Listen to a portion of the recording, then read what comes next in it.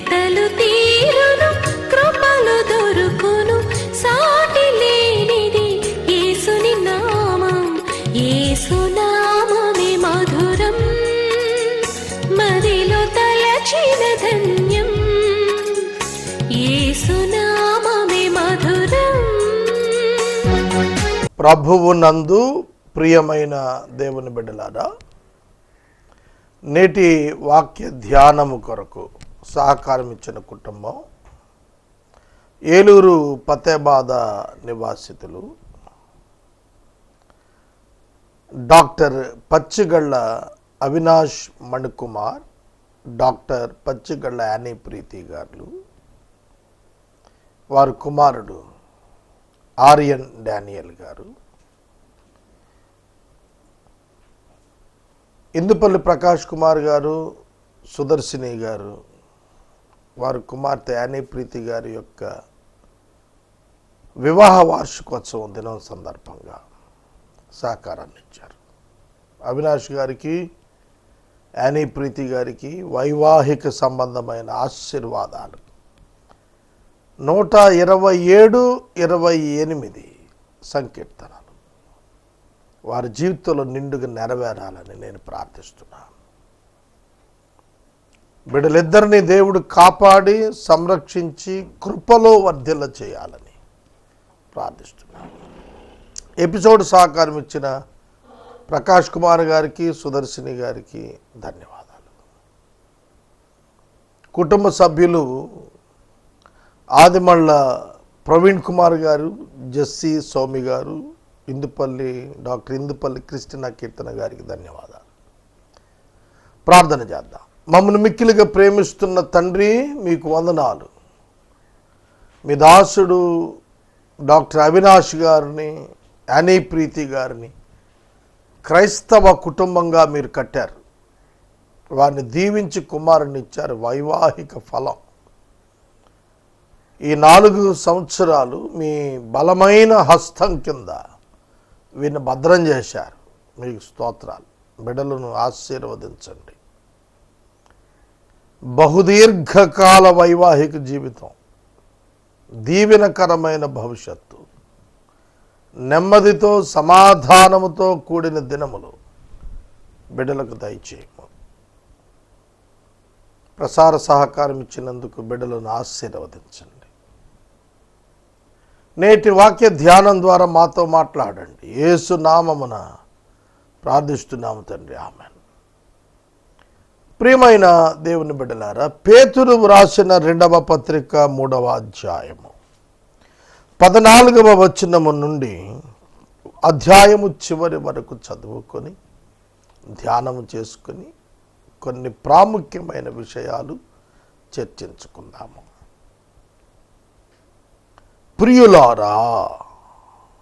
ప్రియులారా, వీటి కొరకు మీరు కనిపెట్టువారు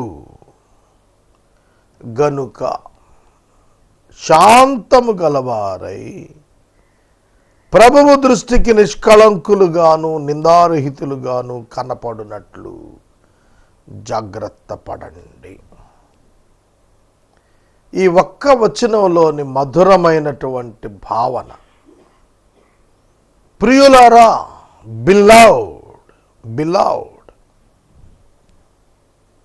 ఎప్పుడైనా మీరు ఎవరినైనా బిలౌడ్, ప్రియమైన వారు మీరు అని పిలిచారా? పిలిస్తే ఏం జరుగుతుంది? ఎప్పుడు పిలవగలుగుతారు? ఎవరిని పిలవగలుగుతారు? ఎందుకు పిలవగలుగుతారు? ఈ ప్రశ్నలు ఆలోచిస్తే మీకే ఈ పదం అర్థమవుతుంది. ప్రియులారా అన్నప్పుడు పేతురు సంఘాన్ని వర్ణిస్తున్నాడు. క్రీస్తుకు ప్రియమైన వారు సంఘం. దైవజనుడు సంఘాన్ని ప్రియులారా అని పిలుస్తున్నాడు. ఒక వ్యక్తి మరొక వ్యక్తిని ప్రియమైన వాడని ఎప్పుడు పిలవగలుగుతాడు? ఇంపైన వాడని ఎప్పుడు పిలవగలుగుతాడు? శ్రేష్టమైన హితుడని ఎప్పుడు పిలవగలుగుతాడు? Relationship and right fellowship. Relationship and fellowship ఈ రెండు ఎస్టాబ్లిష్ అయినప్పుడే ఈ పదాన్ని వినియోగించగలుగుతాము. కనుక సంఘము దేవునికి ప్రియమైనటువంటిది ఏలయనగా ఆయన సంబంధము సహవాసము కలిగిన వాడై ఉన్నాడు. Every day, day to day life మన దేవుడు మనతో ఉన్నాడు, మనము ఆయనను కలిగి ఉన్నాము. మనము క్రీస్తు యొక్క రక్తమును బట్టి పరిశుద్ధపరచబడిన వారమై ఆయనకి ఇష్టలమై జీవిస్తున్నాము. మనము ఆయనకి ఇష్టలం కనుక ఆయనకు ఎలా కనపడాలి? మనం గుర్తుపెట్టుకోండి, మనకు ప్రియమైన వ్యక్తులతో మనం బహు జాగ్రత్తగా మన సంబంధాన్ని సహవాసాన్ని కొనసాగించుకుంటాము. ఎక్కడ నోటి మాట చేత కానీ, క్రియ చేత కానీ, ఏ విధము చేత కానీ ఆ వ్యక్తులను బాధ పెట్టడం కానీ, ఆ వ్యక్తులకు అవమానం కలిగేటట్లు చేయటం కానీ, ఆ వ్యక్తులను నిర్లక్ష్యపరచడం కానీ మనం చెయ్యం. అలాగే మన ప్రభువు మనలను ప్రియమైన వారిగా ఎంచాడు కనుక ఆ సంబంధ సహవాసాల కొనసాగింపులో జాగ్రత్త పడాలి. మనము ప్రియమైన వారం కనుక ఎలా ఉండాలంటున్నాడు? మీరు నూతన ఆకాశం కొరకు కనిపెట్టు నిరీక్షణ కలిగిన వారు గనుక. అసలు ఇది ఒక పెద్ద కారణం. విశ్వాసి కలిగి ఉన్న నిరీక్షణ నూతన భూమి కొరకు, నూతన ఆకాశముల కొరకు విశ్వాసికి కలిగి ఉన్న క్రీస్తు యేసు నందలి నిరీక్షణ విశ్వాసిని దేవుడు ప్రియునిగా ఎంచుటకు కారణం.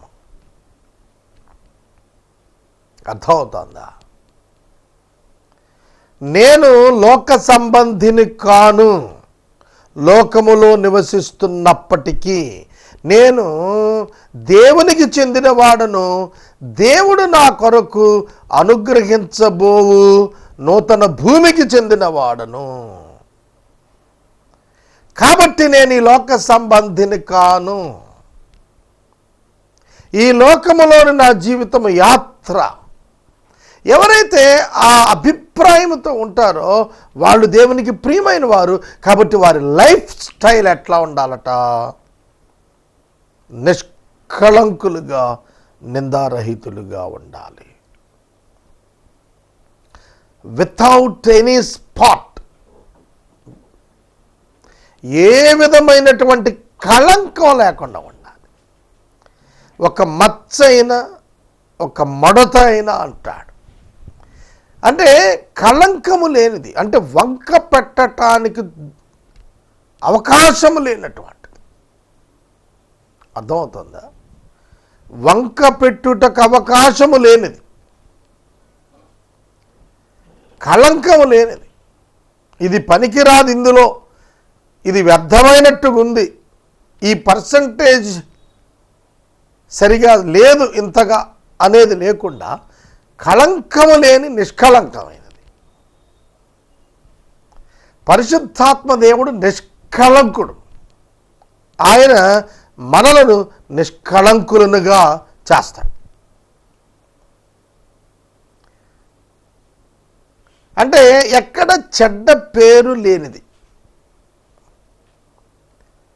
పలానావాడు ఈ చెడ్డవాడు అని చెప్పటానికి ఆస్కారము లేనటువంటి బ్రతుకు దేవుని ఎదుట కనపడాల. అలా జాగ్రత్త పడిపోండి అన్నాడు. నిందారహితులుగా జాగ్రత్త పడండి అన్నాడు. నిందారహితులు అంటే మన వలన మనం నిందించబడకూడదు. ఎదటవాడు మనల్ని నిందిస్తున్నాడంటే అది వాడి ప్రాబ్లం. మన కారణం చేత మనం నిందించబడుతున్నామంటే అది మన ప్రాబ్లం. కనుక నిందారహితులుగా ఉండండి.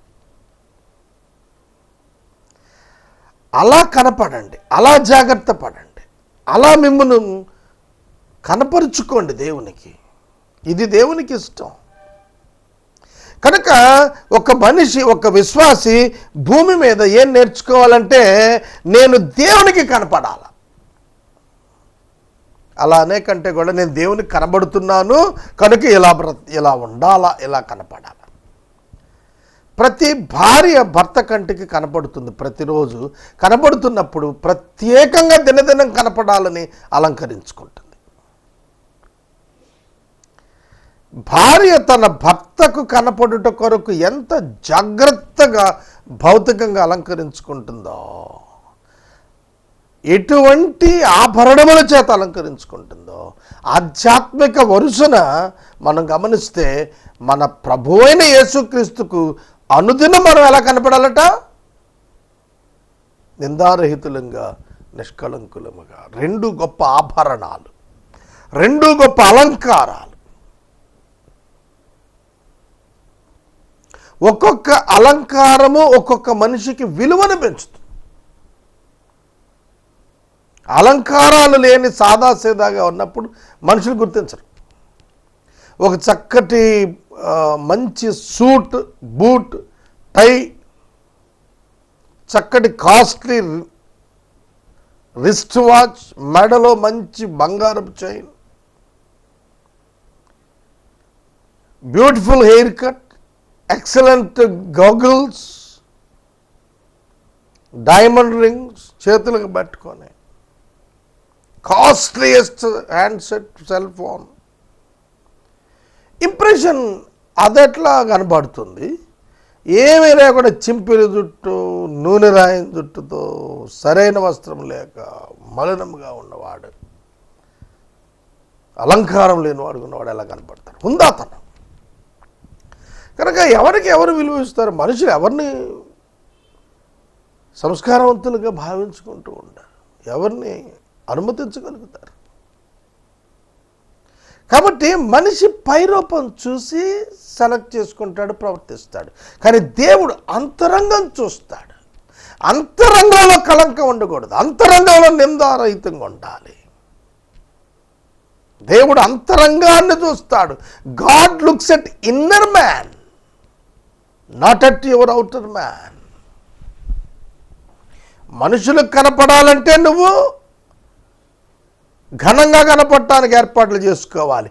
దేవుని ఎదుట నువ్వు కనపడాలి అంటే ప్రవర్తనలో, పరిశుద్ధతలో, అంతరంగ సంబంధమైనటువంటి నాణ్యతలో ఘనంగా కనపడాలి. బైబిల్ గ్రంథంలో భక్తులందరి చరిత్ర, యోసేపు చరిత్ర కానీ, మోషే చరిత్ర కానీ మీరు చూడండి. Inner man very beautiful and powerful rather than outer man. బాహ్య సంబంధంగా కనపడేటువంటి శరీరం అలంకారం కంటే అంతరంగం సంబంధమైనటువంటి అలంకారం అతి బలమైనదిగా కనిపిస్తుంది దైవజనంలో. ఏలియాని తీసుకోండి, ఒక గొంగళి కప్పుకొని, తోలుదట్టి కట్టుకొని, మిడతలు తినుకుంటూ పోతూ ఉండేవాడు, చేతి కర్ర వేసుకొని. ఇల్లు వాకిలి ఏం లేదు, తిరిగాడాడు. లైఫ్ టైం వాండరింగ్ ప్రొఫెట్గా తిరిగాడు. ఆయనకి ఎవడు విలువిస్తాడు? ఇవాళ బికారిగా, పేదవానిగా, నిర్లక్ష్యపరచబడిన వాడిగా కనిపిస్తాడు. కానీ అంతరంగంలో మీరు గమనించినట్లయితే ఏలియా ఎంత పౌరుషం కలిగినటువంటి వాడు, ఎటువంటి సహనం కలిగినటువంటి వాడు, శ్రమలను ఎట్లా ఆహ్వానించి బ్రతికినటువంటి వాడు, విశ్వాసములో ఎలా రుజువైనటువంటి వాడు. ఇవి మనం చూచినప్పుడు మనుషులు చూచున్నట్లు దేవుడు చూడడు కనుక అహాబు రాజుకు ఇవ్వలేదు దేవుడు విలువ, ఏలియా ప్రవక్తకు దేవుడిచ్చాడు. కారణం ఏంటంటే నిష్కళంకత్వం, నిందారహిత తత్వం. ఈ 2 జాగ్రత్త పడ్డాడు, ఎక్కడ లూజ్ అవ్వటానికి ఇష్టపడలేదు. నేను I'm not talking about the human values, I'm talking about the spiritual standards according to the Bible. దేవుడు మన యందు ఆశిస్తున్న, ఇష్టపడుతున్న, కోరుతున్న ప్రమాణములను గురించి మనం జాగ్రత్తగా ఉండాలి. నా జీవితం పట్ల దేవుని యొక్క ప్రమాణము, స్టాండర్డ్ ఎంత ఉన్నతంగా ఉండాలి. I'm a child of God, I'm a servant of God. ఈ భావన ఉన్నప్పుడు ఎంత జాగ్రత్తగా ఉండాలి. We must be careful. దినదినము ఆత్మ సంబంధమైన విషయాల పట్ల జాగ్రత్తగా మన జీవితాన్ని నిర్మాణం చేసుకోవాలి. కనుక మన ప్రతి ట్రాన్సాక్షన్, వ్యవహారము దైవ సంబంధమైన కోణంలో ఆవిష్కరించబడాలి. Not earthly, not earthly. భౌతిక సంబంధంగా, భూ సంబంధంగా కాదు మన ఆలోచన. అందుకని అంటాడు, మరియు మన ప్రభువు యొక్క దీర్ఘశాంతము రక్షణార్థమైనదని ఎంచుకోండి. ప్రభువు యొక్క దీర్ఘశాంతాన్ని గురించి మరోసారి చెబుతున్నాడు. ఎందుకంటే ఆయన రాకడ ఆలస్యం అయ్యేది కాదని చెప్పటానికి. పౌలు మన ప్రియ సహోదరుడు తనకు అనుగ్రహించబడిన జ్ఞానం చొప్పున రాశాడు. వీటిని గూర్చి తన పత్రికల్లో బోధించాడు. అయితే వాటిలో కొన్ని సంగతులు గ్రహించుట కష్టమైనవి. వీటిని విద్యావిహీనులు, అస్థిరులైన వారు తక్కిన లేక అపార్థం చేసినట్లు తమ స్వకీయ నాశనమునకు అపార్థము చేయుదురు. Justification by faith, sanctification of the holy spirit, ఈ రెండు డాక్ట్రిన్స్ కూడా పౌలు గారు తీసుకొచ్చాడు. విశ్వాసము ద్వారా నీతిమంతుడుగా చేయబడుట, not through the works of a human, but through the grace of God and by the faith of a believer. విశ్వాసి యొక్క విశ్వాసము, దేవుని యొక్క కృప రక్షణకు కారణమవుతాయి తప్ప, నీతికి కారణమవుతాయి తప్ప ఏ క్రియలు కాదు అనే మాటలు తెచ్చినప్పుడు దేవుని ఏర్పాటును గూర్చి, దేవుని ప్రణాళికను గూర్చి, ఏర్పాటు యొక్క నెరవేర్పును గూర్చి పౌలు రాసినవి విద్యావంతులకే, అంటే పిహెచ్డి చదివిన వాళ్ళకి, ఎంఏ చదివిన వాళ్ళకని కాదు ఇక్కడ అర్థం. ఆధ్యాత్మికంగా జ్ఞానం కలిగిన వారికే ఆ కాన్సెప్ట్ అర్థమవుతుంది. కొన్ని మాటలు చెప్తాను, ఒకసారి వినండి. ఆత్మలో క్షేమము, ఆత్మయందలి ఆనందము. అదేంటండి? ఆత్మయందలి ఆనందం ఏంటి? ఆత్మలో క్షేమం ఏంటి? ఆత్మలో సంతోషం ఏంటి? ఆత్మలో ఆత్మలో ఆత్మలో అంటే ఆత్మలో అంటే ఏంటంటే అని అడిగితే, how can you explain? It is the experience, may not be explained but can be experienced. వివరించడానికి ఏం తెలుస్తుంది? క్షేమము ఆత్మలో. భౌతికంగా క్షేమం తెలుసు, ఇల్లు, ఉద్యోగము, నివాసము, కారు, బంగ్లా, డెవలప్మెంట్, ఇది క్షేమం కదా. దీన్ని పిలిచి మరి ఆత్మలో క్షేమం అంటే right relation with God, developing in the fellowship of God, understanding the scriptures of God. దేవుని యొక్క కుమారుడైన క్రీస్తు సారూప్యములోకి ఆధ్యాత్మికంగా ఎదుగుతూ భౌతికంగా ఆ ప్రవర్తనను ప్రదర్శించగలగటం. మరి ఆత్మలో క్షేమం అంటే ఎవరికి అర్థం అవుద్ది? ఎవరికి అర్థం కాదు. అది అర్థం అవ్వాలి అంటే ఆధ్యాత్మిక స్థితి కావాలి. అందుకని అంటాడు, ఆ ఆధ్యాత్మిక స్థితి విషయంలో విద్యావిహీనులైనటువంటి వారు, అసలు మీకు విషయం చెప్తే ఆశ్చర్యపోతారండి. మనం ఏవైతే భూమి మీద సత్యాలని అనుకుంటున్నామో అవన్నీ రివర్స్ అయిపోతాయి దేవుని వాక్యం దగ్గరికి వచ్చేటప్పటికి. నేను యవనస్తులకు ఆదివారం సాయంకాలం పూట చిన్నగా 4 మాటలు చెబుతూ ఉంటాను.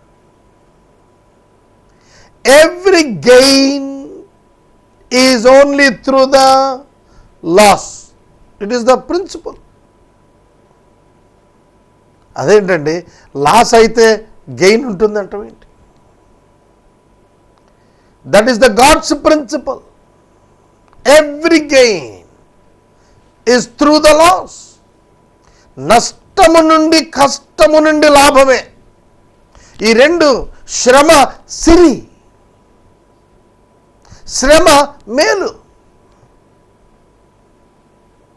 శ్రమ దీవెన. మీకు అర్థమైందా ఇప్పుడైనా? కనుక శ్రమ దీవెన అంటే yes lord give me great sufferings అన్నాడంటే ట్రూ బిలీవర్ అనమాట, మెచ్యూర్డ్ బిలీవర్ అనమాట.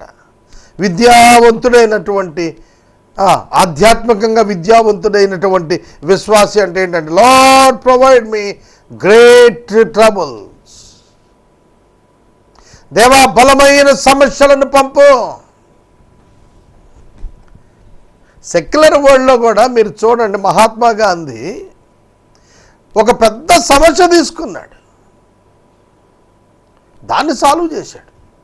ఇండియాకి స్వతంత్రం, it's a biggest problem, biggest enemy. British government ఎదుర్కోవటం అంటే చిన్న విషయం కాదు. మన లోకల్ ఎమ్మెల్యేతో మాట్లాడలేమే. వాళ్ళు ఆ రోజున ప్రభుత్వంతో పోరాడి వాళ్ళు ఏంటో రుజువు చేసుకున్నారు. కనుక ప్రిన్సిపల్స్ ఎప్పుడు కూడాను, డివైన్ ప్రిన్సిపల్స్ ఎప్పుడు కూడా లోకాలు భిన్నంగా ఉంటాయి. 1,00,000 రూపాయలు లంచం ఇచ్చి పారే నీకు ట్రాన్స్ఫర్ అయిపోద్ది అంటాడు. 10 లక్షలు కట్నం మారే మంచి అల్లుడు వచ్చేస్తాడు అంటాడు. పొజిషన్ ఉన్నవాడిని చూసుకో కంఫర్టబుల్గా ఉంటావు అంటాడు. అవన్నీ కూడా అవన్నీ బైబిల్ ఒప్పుకోదు. Bible teaching is entirely different. The meaning of the blessing according to the Bible is different from the world. అందుకని అన్నాడు పౌలు, వ్రాసినవి గ్రహించటం అంటే చిన్న విషయం కాదు, అపార్థం చేసుకుంటారు, స్వకీయ నాశనానికి వెళ్ళేటువంటి ప్రమాదం ఉంది దాన్ని సరిగా అర్థం చేసుకోకపోతే. చాలామంది అనుకుంటారు మేము రక్షణ పొందాము అంటే బాప్తిసం తీసుకున్నామని. వాళ్ళ ఉద్దేశం ఏంటంటే రక్షణ పొందాము అంటే మతం పుచ్చుకున్నామని. అంటే నరకానికి వెళ్లకుండా ఉండాలి అంటే మీరు ఒక నీళ్ళల్లో మునగండి అని ఎవడో చెప్తాడు. దానికి మేము నీళ్ళల్లో మునిగామంటే పలానా తారీఖుని పలానా అయ్యగారు ముంచారు కాబట్టి మేము పరలోకం వెళ్ళిపోతాం అంటాడు. కానీ రక్షణ సంభవించిందా ఆ నీటి బాప్తిస్మం కంటే ముందు? దాని గురించి ఐడియా ఉండదు. అంటే లిటరల్గా తీసుకుని నాశనం వైపు వెళ్ళే వాళ్ళు ఉంటారు. అంటే పౌలు గారు అంటాడు, once you are baptized you are saved అంటాడు. మీరు రక్షించబడ్డారు, బాప్తిసం పొందితే అంటాడు. ఆయన చెప్పిందేమో ఆత్మల బాప్తిసం గురించి చెప్పాడు, మనకు అర్థమయ్యేదేమో పాస్టర్ గారు ఇచ్చే నీళ్ల బాప్తిసం గురించి. ఆ రెండు మ్యాచ్ అవ్వవు. అందుకని విద్యావిహీనులు అంటే డాక్టర్నల్లీ అన్సౌండ్, సిద్ధాంతపరంగా సరిగా లేనోళ్ళు టపక్కన పడిపోతారు. మా దగ్గరికి పెద్ద పెద్ద బోధకులు అని చెప్పుకునే, పరిశుద్ధాత్మ వరం అని చెప్పుకునే వాళ్ళు వస్తారు. అట్టా ఆ చిన్న ఆకు తుంచినట్టుగా వాక్యాన్ని ముందు పెట్టి తుంచేస్తుంటారు. అర్థమవుతుందా? కాబట్టి చాలామంది సిద్ధాంతాలను అపాత్రం చేసుకున్నారు. యేసుక్రీస్తు రక్తాన్ని తృణీకరించారు, యేసుక్రీస్తు యొక్క కృపను తృణీకరించారు, బైబిలే నమ్ముతారు, అపార్థం చేసుకున్నారు, స్వకీయ నాశనానికి వెళ్తున్నారు. స్టెప్పులు విశ్వాసాలు ఏవో చెప్పుకుంటున్నారు. రిఫార్మ్డ్ ఫెయిత్ అంటాడు ఒక ఆయన. రిఫార్మ్డ్ ఫెయితా? ఫెయితే తెలుసు బైబిల్లో, రిఫార్మ్డ్ ఫెయిత్ ఉండదు, ఏన్షియంట్ ఫెయిత్ అంతకంటే ఉండదు. Faith is from God, it cannot be reformed, right? కాబట్టి బైబిల్ గ్రంథం పౌలు గారు చెప్పిన theology right doctrine, sound doctrine, పర్ఫెక్ట్గా అర్థం చేసుకోవాలి. లేకపోతే స్వకీయ నాశనానికి పోతా అంటే రక్షణ పొందకుండానే నేను రక్షణ పొందాననే భ్రమకెళ్ళిపోతాడు. అది చెప్పాడు. ప్రియులారా, మీ సంపత్తులు మీరు ముందుగా తెలుసుకున్నారు కనుక నీతి విరోధుల తప్పు బోధ వలన తొలగింపబడి మీకు కలిగిన స్థిర మనసు విడిచిపెట్టి పడిపోకుండా కాచుకొనండి. ఐ కెనాట్ కంప్లీట్ అండి, నేను ముగించలేని ఈ వాక్యాన్ని, టైం అయిపోయింది. But I need to explain a much of portion, చాలా పెద్దది నేను చెప్పాల్సింది. ఏమిటి పౌలు గారి దగ్గర వీళ్ళు అపార్థం చేసుకునేది? ముందుగా మీరు ఈ సంగతులు తెలుసుకున్నారు. ఏంటి ఆ సంగతులు? ముందుగా ఏం తెలిసింది మీకు? I need to talk more. ప్రార్థన చేస్తాను. నేటి వాక్య ధ్యానానికి సహకారం ఇచ్చిన కుటుంబం ఇందుపల్లి ప్రకాష్ కుమార్ గారు, సుదర్శిని గారు, వారి యొక్క ద్వితీయ కుమార్తె డాక్టర్ పచ్చిగళ్ళ అవినాష్ గారు, డాక్టర్ పచ్చిగళ్ళ యానీ ప్రీతి గారి వివాహ దినం సందర్భంగా సహకారం ఇస్తున్నారు. కుటుంబ సభ్యులు ఇందుపల్లి ప్రకాష్ కుమార్ గారు, సుదర్శిని గారు, ఆదిమళ్ళ ప్రవీణ్ కుమార్ గారు, జెస్సీ సౌమ్య గారు, ఇందుపల్లి కృష్ణ కీర్తన గారు మరియు ఆర్యన్ డానియల్ పచ్చిగళ్ళ గారు సహకారం ఇస్తున్నారు.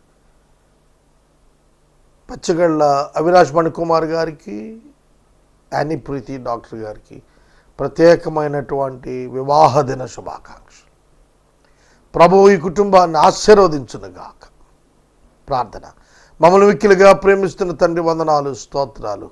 నేటి వాక్య ఉపదేశమునకు సహకారం ఇచ్చిన బిడ్డలను మీరు ఆశీర్వదించండి, మీ కృపలో వర్ధల్ల చేయండి. వైవాహిక జీవితంలో అవినాష్ గారికి, యానీ ప్రీతి గారికి మీ మహాకృపనివ్వండి. నేటి ప్రేక్షకులను ఒక్కసారి జ్ఞాపకం చేసుకోండి. ఆత్మలో వర్ధిల్లుట నేర్పండి. యేసు నామమును అడుగుచున్నాము, ఆమేన్. తండ్రి అయిన దేవుని ప్రేమ, కుమారుడైన యేసయ్య కృప, పరిశుద్ధాత్మ దేవుని యొక్క అన్యోన్య సహవాసం సదాకాలం మనందరికి తోడైనగాక, ఆమేన్.